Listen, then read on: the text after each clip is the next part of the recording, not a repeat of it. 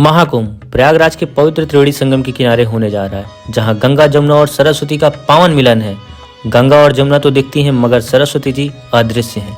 एक ऐसी नदी जो कभी भारतीय संस्कृति का अभिन्न अंग हुआ करती थी, जिस नदी के किनारे विश्व के सबसे प्राचीन वेदों की रचना की गई, जिस नदी के किनारे महाभारत का युद्ध लड़ा गया, जिस नदी ने एक सभ्यता को जन्म दिया जो गंगा और जमुना से भी अधिक पवित्र थी।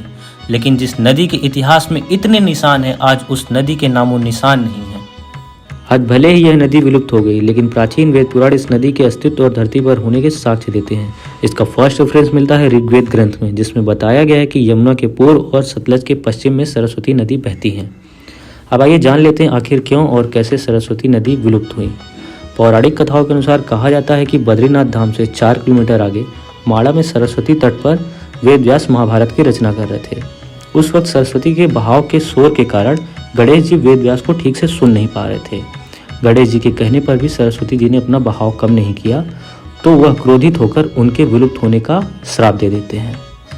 उत्तर वैदिक ग्रंथ जैसे तांडव ब्राह्मण और जमनी ब्राह्मण में सरस्वती नदी को मरुस्थल में जाकर सूखते हुए बताया गया है।